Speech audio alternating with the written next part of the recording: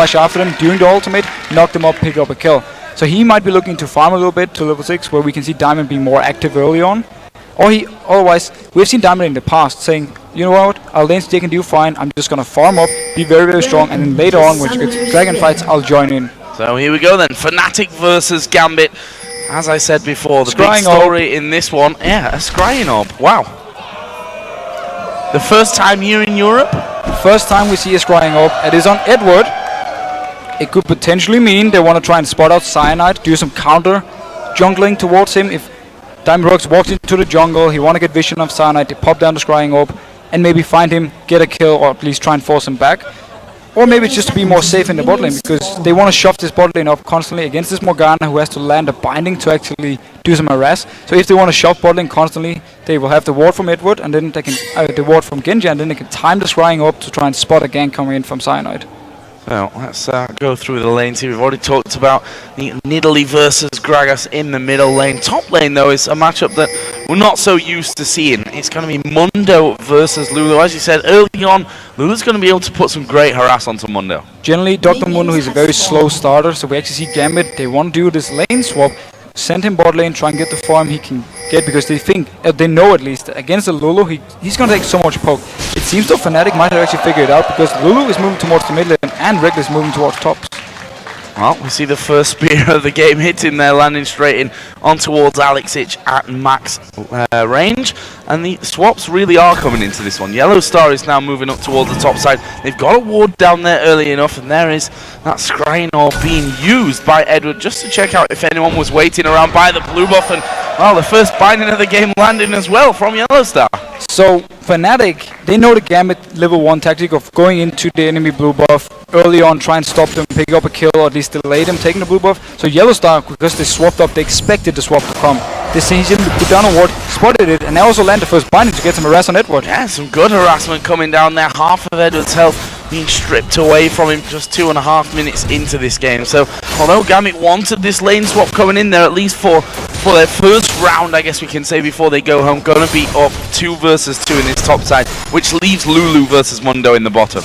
Yeah, 2v2 they should be fine, but in the bot lane we will see how much Source can actually put on to Darien. He's very, very tanky as Dr. Mundo. You don't have too much damage in the very early levels for Lulu, but once she gets a few levels, get some ranks in her queue, she can really start poking him out of the lane. Yeah, Doran's ring start actually falls so as on Lulu, and Doran's shield start as you'd expect from Mundo, and that means that Soaz can afford to put down a bit more harass onto him, but also leaves him a little bit more open and squishy if we do see Diamond come down. If Diamond should come down and Soaz is overextended because he's shoving up the lane, there is potential for a kill for Gambit's side. The thing I noticed, the ward from Gambit they placed at the blue buff, Cyanide's blue buff, was actually still up when Cyanide took the blue, so they now have the timer on it, they know where Cyanide was, and it means when the next blue buff spawns, we could potentially see Gambit going aggressive. Yeah, the possibility to get in there and have a go at stealing that one. Meanwhile, we are possibly going to see the first gank of the game coming in. Diamond is waiting around on that top side of the map there. Obviously, the fact that you've got 3 brushes there instead of 2, obviously the new setup here in Season 4, makes it a little bit harder to sneak through there. But as we talked about Diamond, he wants to be a little bit more aggressive early on with the release. With Cyanide, he's just farming away, he wants to hit this level 6 point, then he can do some very deadly ganks, especially combined with something like, if a Dark Bind trade from Yellow Star and then Cyanide comes in, that's a very, very CC lockdown target they can kill.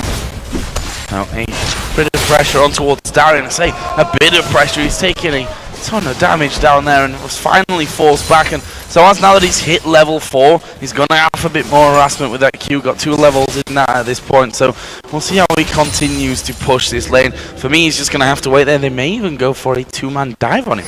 This could be a very risky dive. Diamond, he's at the wolf camp, doesn't seem like he's moving down though, so can they actually go for this one? They're going in. They are going to go for this one. Double buffs actually up for Cyanide. There's the Ignite coming in, and it's an easy first blood picked up by FNATIC. So as tanked up the turret, Cyanide picked up the kill. They just walk away. Diamond couldn't get near it. And that was beautiful timing. Diamond was nearby, but he had no vision of them, so he didn't know anything was going to happen. We actually had Darien trying to recall before, and then he cancelled it and stayed to get some more CS. It simply meant he died when Cyanide came in. Very nice gank from them, and they get the early first blood. And Darian actually using his teleport to come straight back on into that lane and continue his farming. He's kicked things off here with a Negatron cloak, and he's going to need it, quite frankly. We've seen how much damage he's taking right off the bat from Soaz. And there's one thing with Darian we always have to admire, is the fact he can always keep up on CS. Even though he was shocked all the way down to his turret early on, he still managed to be even in CS, and he's actually pulling ahead now thanks to the teleport. And that's just a Darian thing. You can die 5 times in lane, but he will still get the farm he needs. So I was looking for a little bit of early domination though in that lane now.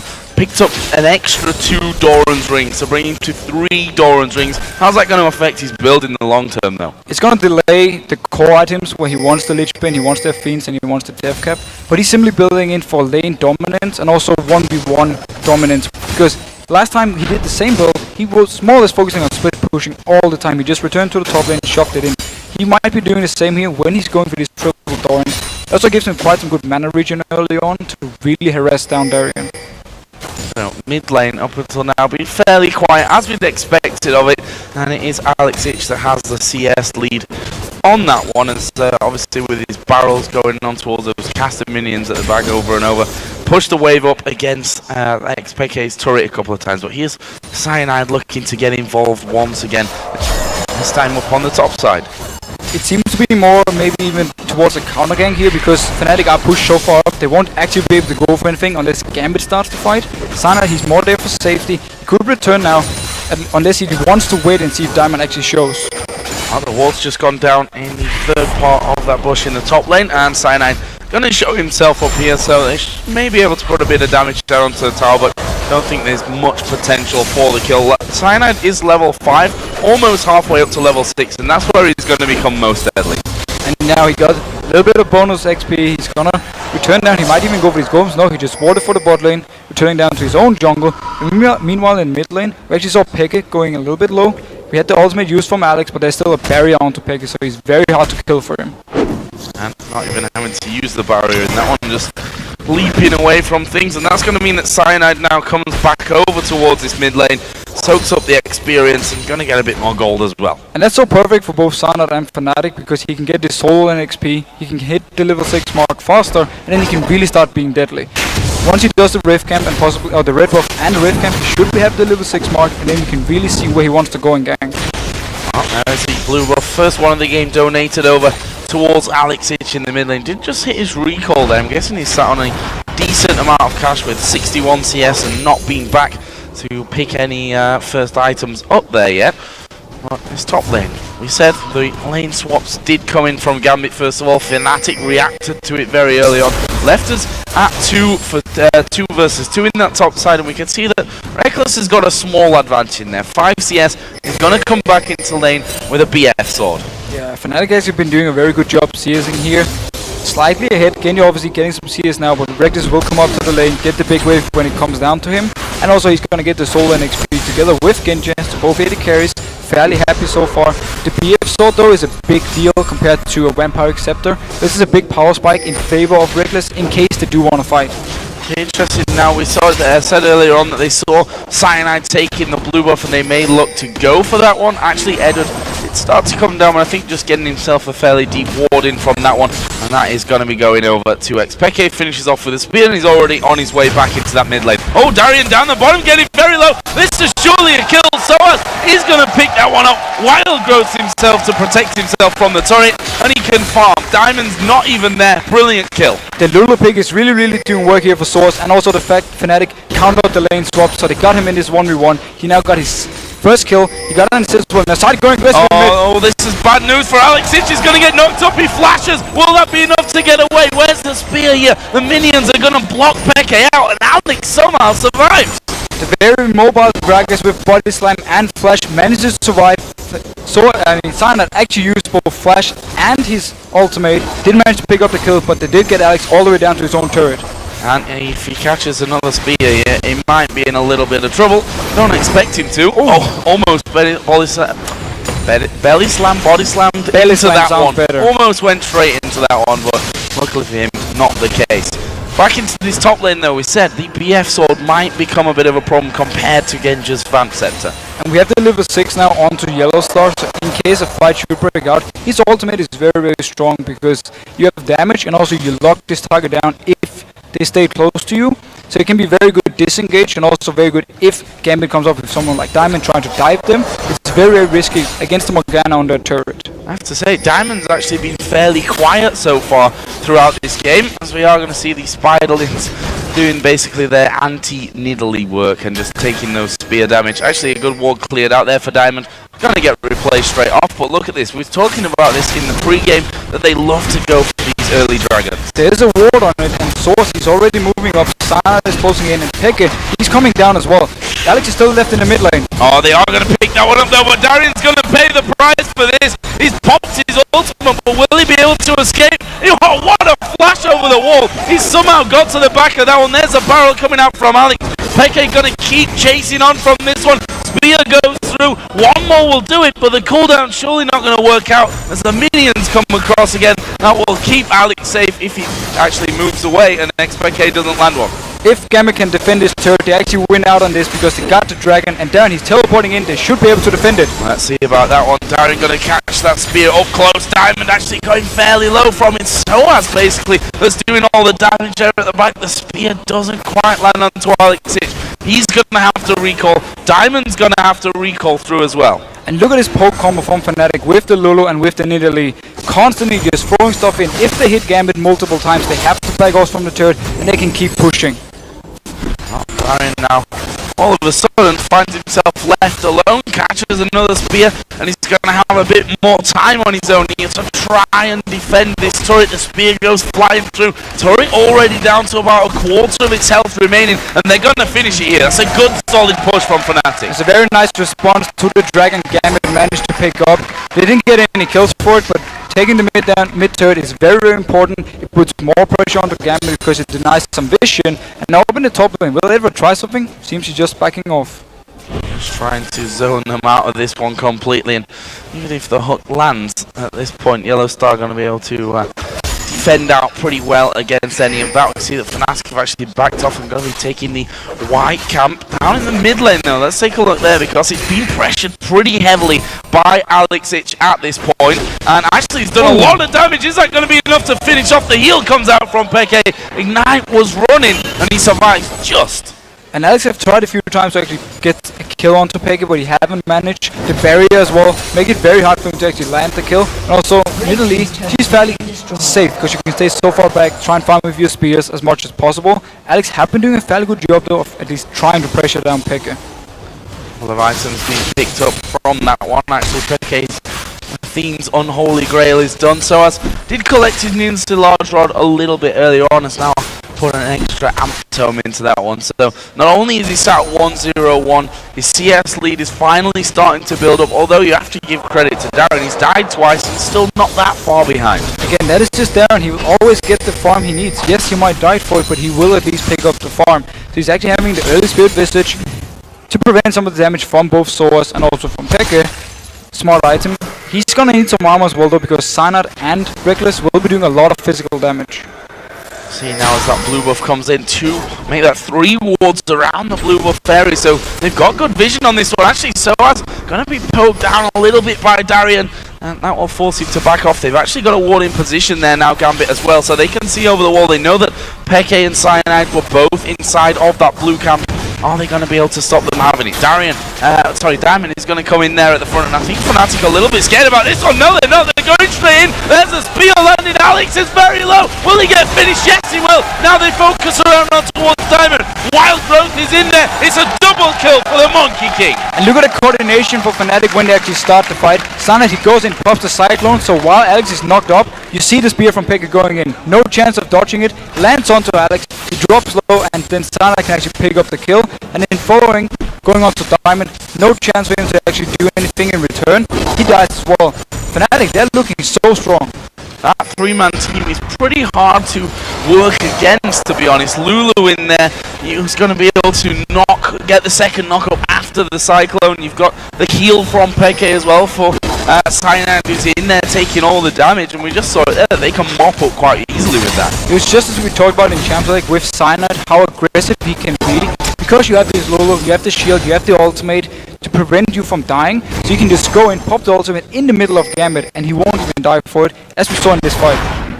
It's looking good so far for FNATIC. GAMBIT, not a team that you ever count out of a game though, even though the 4-0 down on kills, 2-0 down on turrets. It's only a 2,000 gold lead, which, you know, one decent fight and it can all change around. The very positive thing for FNATIC is that fact they're playing this poke combo. Once you're ahead with a poke combo, you have the vision control, and you start just throwing these spears in, you start poking away with Lulu. It is very hard for a team, no matter how good it is, to actually come back. So that's really going in favor of FNATIC, the fact they're winning this early game. And if they can manage to pick up the next dragon coming in 1 minute and 30 seconds, they will be getting a good lead. I just saw that scrying orb used by Edward just to check out the brushes on that top side, but now it's Reckless and so on who were there. Reckless himself got good amounts of poke, and here is Peke actually coming in from the side. The spear dodged just in time. The hook from Edward doesn't connect on towards Peke, but now Alex has actually moved in there, and Peke, well, he's just going to leap away from danger. And notice how Cyanide is the only member not up in this top lane. Everyone else is there. FNATIC is trying to poke down the members from GAMBIT so they can go into the turret, and a spear landing onto Diamond. He's very, very low. Less than half HP. Another one will end up killing him. That's a lot of damage coming in. Edward throws out the hook that doesn't connect. Darian's taking damage as well. That basically means a free spear gets thrown at Alex in the end, and they push them away. And look at the mid lane. Cyanide, he's just pushing down the turret. He wasn't even there, but GAMBIT too low from all the poke. They can't engage, and Cyanide, he's getting damage on the mid turret now. A split push poke combo that's working out quite nicely here for FNATIC. Cyanide is going to back away from that one. What's the rest of the team doing though? Are they going to keep pushing that top lane? Actually, no, they're coming down, and this is what we talked about here, or that you talked about. The turrets go down, they start getting their wards in, makes it so dangerous for GAMBIT to go anywhere near their own jungle. It makes it so hard for them to actually do an engage unless they're standing right in the face of FNATIC, where it's easy for them to both getting poked down, and also for the Black Shield of Yellow Star to stop a possible hook engage. So as long as FNATIC can keep vision in the jungle of GAMBIT, they can just go to the lanes they want and start more or less sieging them down. The risky thing for FNATIC though is if they start a fight without GAMBIT being poked, because then GAMBIT would be very strong and would carve and kill someone like Darian. The problem that they have here, if they were to even try going for this dragon, though, is that with Lulu, Morgana, pretty much with all of them, it's hard to get through those narrow entrances. As Darian here going to use his ultimate, is he going to be caught down? No, he isn't. Actually lands a good cleave on towards Peke. The rest of the team were starting to close in, and GAMBIT need to move over there. Yeah, and you see Genji, he was actually in the top lane. He could have pushed the turret, but he decided to recall because he knows how hard FNATIC can push this turret, and also that the rest of GAMBIT can't do anything. Getting poked. Everything landing onto him there. The boomerang goes flying through as well, and FNATIC know that they've even got the sustain from Peke, who can heal himself or anyone else up on that one. Darian's actually going to go over towards mid lane, and once he shows himself there, that's going to be a really, really dangerous time. I think that's more of a sign of we're going to have to give this one up anyway. It's just a matter of time before GAMBIT more or less have to try and engage, because if they keep having FNATIC just poking them away, hitting the turret, they will slowly just lose every single turret they actually have. So at some point they will need to throw down the barrel from Alex, try to engage, try a hook, or they're staring going in from the side with landing a cleave and starting a fight. This is very reminiscent as well from the FNATIC, the successful FNATIC of last year. They loved running, the niddly poke compositions coming in there that they were able to split push with as well. So that's a very much an old Darian move as well. Just head off on your own and be a nuisance elsewhere across the map. Done some good damage to that middle turret, but nothing that's going to trouble FNATIC as yet. And GAMBIT actually managed to save the turret of it. Didn't go down. FNATIC decided to back off. So very smart move by Darian, going to mid lane, getting some extra farm. He's now going top, getting even more farm. The tankier he can be, the harder it will be for FNATIC to actually take him down, because the combo It's not like exactly built to just kill a tank. It's built to hit these squishy targets in the back, and then when everyone is so low from Gambit, then you engage and you win the fight. Yeah, if they can get just one person out there, if they don't have Genja in the fight, then it should in theory be an easier win for them as they go in. But once again, Darian up on that top lane on his own. Gambit actually trying to slowly but surely get a little bit more vision control. Is this where that scrying orb shows its weakness almost? Is this where Edward needs to think about moving over and getting sweeping lenses to clear out? He could potentially get it to clear some wards, but again, scrying orb can help them as well if they don't have any vision in the jungle and they want to avoid getting picked out.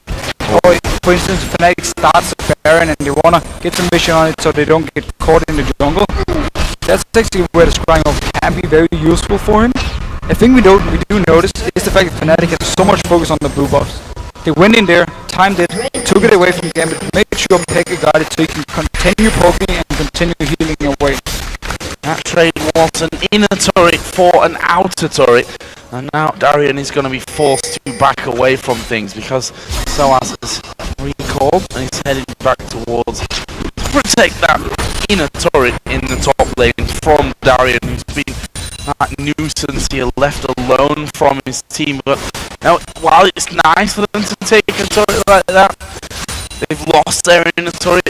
Although I'm not sure even if Darian was there, they could have done anything about it. And that's actually the reason it was a smart move by Darian, because he's just trying to get some gold back from Gambit. He just needs to get whatever he can, pretty much whatever he can actually get.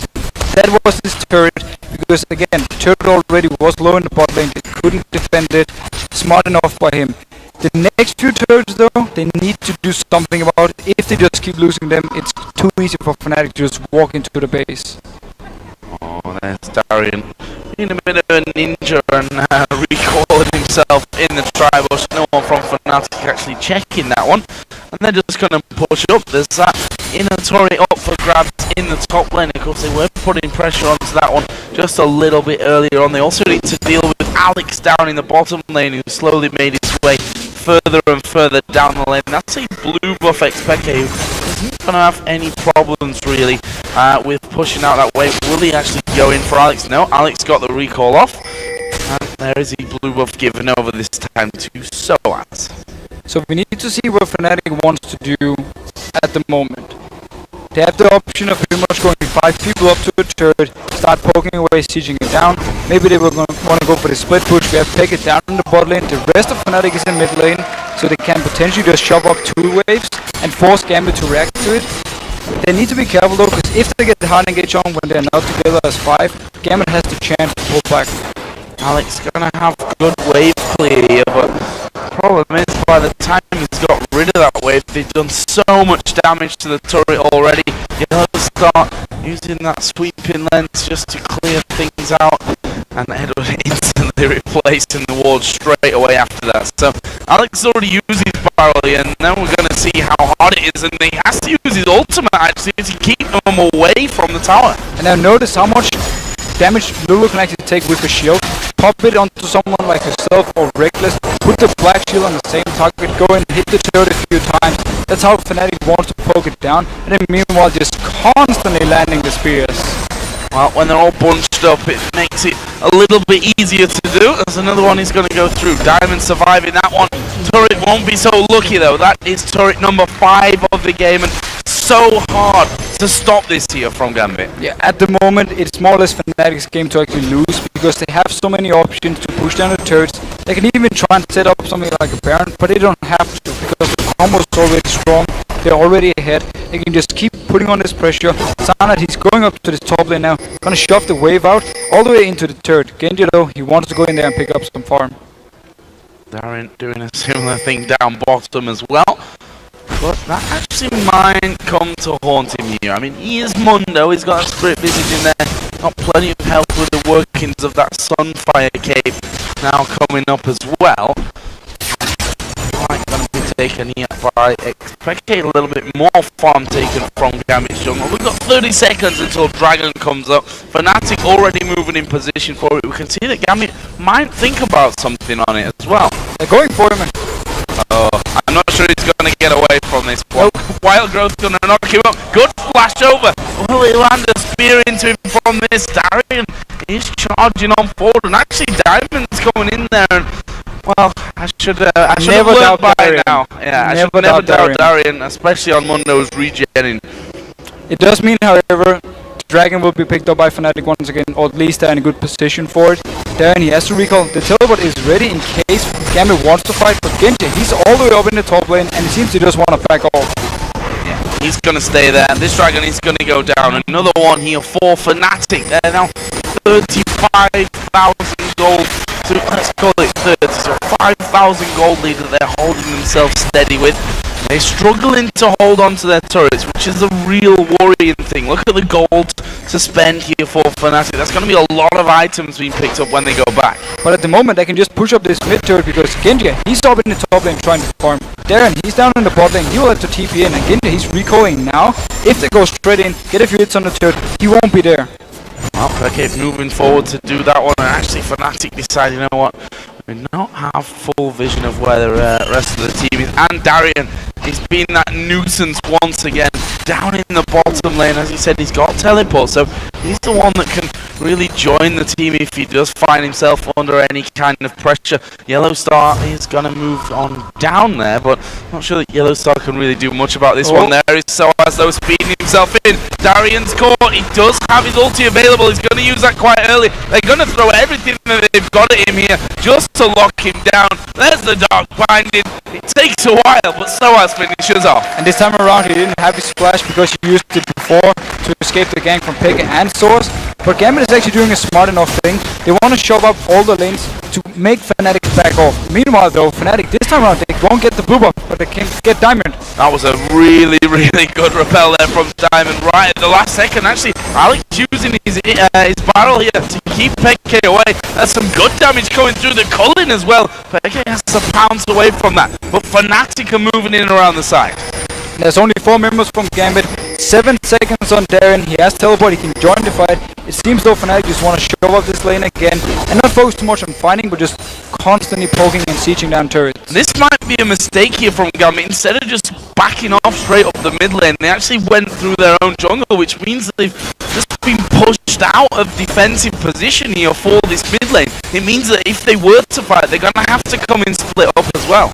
And if they actually want to fight, it's full on, everyone goes in. Not one guy going in and the rest backing off. GAMBIT at the moment need every single member to join in for the fight, and that's why if they're uncoordinated, it's going to be too easy for FNATIC to more or less counter the engage and then turn it around.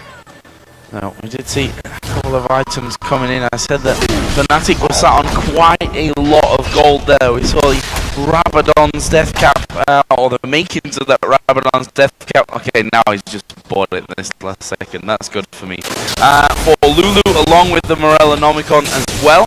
And we, on the other side, saw a Locket of the Iron Solari coming in, for example, again, for Diamond.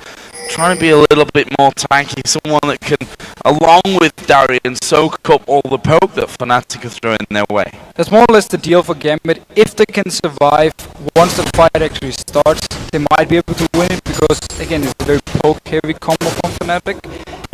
On the other hand, the Morellonomicon onto Source, it's very, very smart against Darren because whenever he's low, it's going to apply the healing debuff and make sure that he won't regain as much as normally, and they can maybe even take him down faster than he expected. He's actually going very aggressive on Source. Well, this is a very squishy Lulu, but here comes Cyanide from the side. Going to use his Cyclone. Have they got the damage to actually finish off Darian? There is the Ignite put down as well.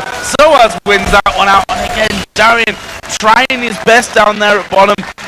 It would have been a great move if Cyanide wasn't around. If Cyanide wasn't there, but the rest of GAMBIT didn't react either, so he was more or less alone, and there was a high chance of someone from FNATIC to come down. It more or less seems to me that Darren just want to try and get whatever he actually can. He's still even in farm compared to Source, so he's at least getting the items. He's actually becoming fairly tanky already, which is a good thing for GAMBIT, but he needs to be careful he doesn't give up too many deaths. Well, something that Darian I think less of this season, but especially last season, we saw him so many times when he felt like, okay, this game's maybe over, or this is a game where we're going to really struggle to come back from that. He loses a little bit of focus, goes off on his own. Actually, Cyanide going to get caught out a little bit, but got that decoy available. It is a Gambit style though, if they're behind, of having Genya in one lane just farming away, and then you have Darren in the other lane, and then you more or less just say, we just keep farming. We don't care about dying, we just farm, and at some point we will get the items we need and we can try and make a comeback. Well, those spears are starting to really sting from PK. Rabadon's death cap actually has a blue elixir as well, ready to pop when he actually wants to. And it looks like they want to make a move now for this inner turret in the top lane. But it's such a scary point there, because PK, he can even stand down here on the side, constantly throwing the spears. There's a chance he's hitting a member pretty much every single time, as long as the minion wave is not there. And look how fast Reckless just clears it out, no minions now, and he can start keep throwing in the spears, throwing the boomerang, and just constantly try and poke them down. So that's already hammering away on that middle turret. Finally, actually, Darian comes across the side to try and stop that one from happening. Peke trying to land the spears onto whoever he can on that backside from Darian, two of which have the dash, which is obviously going to be on longer cooldowns than what that spear is. So we've got to use those ones carefully. There's the hook, Peke just leaping away. One positive thing for Gambit is the fact that Darren can actually 1v1 Source because he's so tanky. That means the Source is now joining the team, and instead Gambit can focus on very. They might be going in for this one. It's a good bit of damage actually coming in from the side, from the call in there with Genji. He's actually alone in the jungle. Needs to be a little bit careful about it, just get slowed, but they don't follow through. Oh, they did have vision. There's a pink ward just below there, but not wanting to push on. Meanwhile, Darian, he's just going to go into the lane. Push, push, push. In the middle lane this time on the inner turret. Source is recalling. No, he's actually gonna stay. So FNATIC, they want this turret. And Gambit, if they can keep defending and Darren can actually pick up his turret, it will be what they're going in. They're going in for this one. Are they gonna get anything from it? Edward goes very low. He's put the box down. They pick up Diamond first of all. Edward will fall. That's 2 kills here for FNATIC. Who are they gonna go for next? Alex off to the left, kind of alone here in the jungle. They're finally gonna get back together. Spear lands on towards Genja. Peke very, very quick with that speed burst out of Lulu. But look at Gambit's positioning. They either stick around here and maybe lose a couple more kills, which it looks like they will. That is good stuff from Yellow Star. It's the spear from downtown from Peke that gets it in the end. And that is 3 men currently dead, 4 men in total. Who are they going to go for next here? Are they going to keep chasing Genja all the way around? It seems they don't feel safe enough to actually take the Baron. 2 members from Gambit already respawned, so they just want to chase down Genja, make sure to get the kill. And there's no way he's going to escape this one. No. Walks in there. The monkey spots him. There's the dash back over the wall, and Genja now on a trip to try and escape once again. This time Peke coming in there. Finally he does go down. Peke now on a killing spree, sat at 3-0-3. And it's 10-0 for FNATIC. Not a single kill on Gambit's side. They've been trying to just farm up and not exactly go for these kills, and every single time we have seen somewhat of a fight, FNATIC has won it. And if they can keep doing this, if they can keep playing safe, make no mistakes, they will get the win back. As Edward just trying to get vision of Baron Pit, which honestly FNATIC, it'd be nice to have, but they don't really need to play that risky game of going in there for that barrel, especially when there's people like Elise and Gragas that can throw masses of damage at it very, very quickly. Dragon is going to be safer for them, of course, and that's what they're doing right now. Only Darian is there, and they'll just block any choppers that he can throw through there to try for the steal. Back to the Baron point you just did. Cocoon actually landing onto the phone of Cyanide. Darren, he's probably ultimate, can't go for something. Throwing his ulti down very fast here, and FNATIC obviously don't want to fight with that while his regen's in there. No point in doing the damage because it's all going to get healed straight back up. In the end though, they repel that one. Gambit just looking for that pick, maybe trying to get into a 5v4 scenario where they can then maybe force something else. And if you go back to the Baron point you just said before, it's actually very smart. They don't want to risk it, because something like a Gragas, if you don't have proper vision in the enemy jungle, it's very easy for him to could go in there, land his Q and then his ultimate to try and steal the Baron. So it's very smart for Fnatic not taking any chances, unless possibly they have full ward coverage in jungle of GAMBIT, then they might start it. FNATIC don't need risks at this point. I mean, they've lost 8 games in a row now. It was GAMBIT that first put them there, so I guess it's a fitting story if they were to get back on track with a win over GAMBIT. So no mistakes from this one. They know the composition, they know exactly how they need to play this one and keep going forward. Up till now, they've not lost a single man. 10-0 in kills. They've got a 9,000 gold lead. They're up in turrets. Everything's going their way. No risks. No risk at all. And the funny thing is, they're actually winning at the moment with a double AP combo. Everyone has talked so much about, oh, was that the reason they started losing because they tried out new picks? We have Lulu top on Source. He's been playing pretty much perfect the entire game. He won the laning phase, picked up 2 kills on Therian. I mean, from there on out, they just took full control of the blue from GAMBIT, they took control of the dragons, and just been pressuring them down in every single lane. And we just saw there a great statistic. They've taken 3 dragons this game, which is better than they've done in a lot of their last games as well. So it just shows that a different side of FNATIC coming out from this one. Edward just getting blasted there with the poke out of Reckless and XPeke. Will they try and take advantage of GAMBIT's positioning now? Once again spotted off towards the left-hand side in their own jungle, and FNATIC marching on up mid lane. Yeah, Fnatic was simply waiting for some key items. We have the Void Staff onto Peke, and also we have the Lich Bin now completed on Soas. That is a lot of tower pushing potential with a Lich Bin Lulu. So now, once he's gonna join in the team, they can really start doing the heavy siege. Here we go, they start to do some damage. Peke gonna be knocked back, but Reckless actually spell shielded. That ultimate coming out, there's another spear landing. Edward is way out of position. He throws down the box, that's going to slow Cyanide and Soaz, but there we just see the talisman popped and they just all start to back off once again.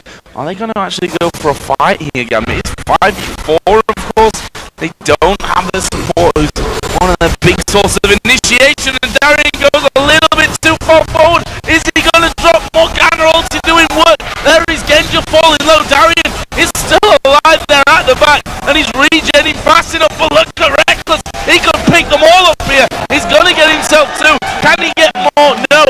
GAMBIT escaped, but they're 3 men down. This will be the first inhib of the game. And GAMBIT almost managed to disengage by a very nice cocoon from Diamond, but then the rest of FNATIC just followed up. Sana, he came into the backline, he got the Lulu ultimate, popped off, and then Reckless, he just went huge on them in the end. And we see not only the inhibitor, but a Nexus turret taken down. There is the Dark Bind, and then I'll stop Darian chasing them down. And FNATIC happy with that one again. Another good load of cash for them to all head home with and spend up. And the worst thing when you're playing against a poke combo is losing an inhib, because that lane will push by itself. So that simply means they can go to different lanes now, start sieging them down, and you have to move a person down to constantly chop off the mid lane, and you can't afford that, because then they can simply just dive. You pop the ultimate from Reckless, Sana goes in, and he just spins around the enemy team, and you just destroy them.